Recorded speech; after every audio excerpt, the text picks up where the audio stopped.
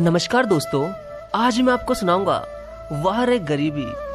एक गरीब लड़के ने ऐसा क्या कह दिया कि एक अमीर आदमी भी सोचने पर मजबूर हो गया। एक 8 साल का लड़का अपनी छोटी बहन को लेकर मंदिर के एक तरफ कोने में बैठा हुआ हाथ जोड़कर भगवान से ना जाने क्या मांग रहा था। उस लड़के के कपड़े भले ही गंदे और फटे हुए थे, लेकिन मन उसका एकदम साफ था। करीब से देखा तो पता चला कि उसके नन्हे नन्हे प्यारे गाल आंसुओं से भीगे हुए थे। कई लोग उसकी तरफ देख रहे थे, मगर वह लड़का बिल्कुल अनजान अपने भगवान से बातों में लगा हुआ था। तभी जैसे ही वो बच्चा उठकर जाने लगा, वैसे ही एक अमीर आदमी ने उसका हाथ पकड़ा और पूछा कि बेटा, तुमने भगवान से क्या मांगा? तब उस लड़के ने कहा कि मेरे पिताजी अब इस दुनिया में नहीं है, उनके लिए स्वर्ग मांगा। मेरी माँ मेरे पिताजी को याद करके खूब रोती रहती है, उनके लिए सब्र। और मैंने भगवान से ये भी कहा कि हे भगवान, जब आपको पता था कि हमारे घर में मेरे पिताजी ही कमाकर जैसे तैसे घर चलाते हैं, तो आपने उन्हें अपने पास क्यों बुला लिया? अब हम क्या करेंगे? ये कहकर वो 8 साल का बच्चा रोने लग गया। तब उस आदमी ने पूछा कि बेटा, क्या तुम स्कूल जाते हो? तो उसने कहा कि हाँ साहब, मैं रोज सुबह जल्दी ही स्कूल चले जाता हूँ। तो वो आदमी पूछता है कि तुम कौन सी क्लास में पढ़ते हो? तो उस बच्चे ने कहा कि अरे साहब, मैं कोई स्कूल में पढ़ने थोड़ी जाता हूँ, मैं तो रोज सुबह वहाँ चने बेचने जाता हूँ। मेरी माँ मुझे रोज चने पैक करके दे देती है, वही पैकेट मैं रोज स्कूल जाकर बेचता हूँ। और स्कूल में कई बच्चे मुझसे चने खरीदते हैं। बस हमारा यही तो काम है साहब, और इसी काम से ही हमारे घर का गुजारा चलता है। ये सुनकर उस आदमी को भी बहुत बुरा लगा।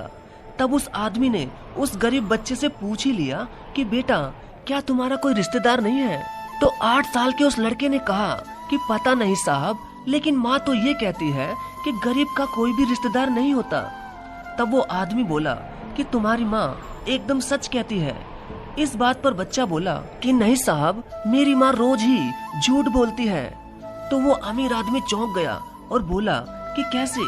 तो वह बालक बोला कि रोज खाना खाते वक्त माँ बस हमें देखती रहती है, और जब मैं बोलता हूँ कि माँ तुम भी खाना खाओ ना, तो पता है मेरी माँ क्या बोलती है कि बेटा, मैंने तो कब का ही खाना खा लिया। लेकिन साहब, जब खाना मेरे सामने ही बना है, तो भला माँ ने कब खाना खाया होगा? अब ये सब सुनकर उस बच्चे के साथ साथ उस अमीर आदमी की भी आंखों में आंसू आ गए। तब उस अजनबी आदमी ने उस लड़के से पूछा कि क्या अगर तुम्हें खर्चा मिल जाए तब तुम अपनी पढ़ाई करोगे?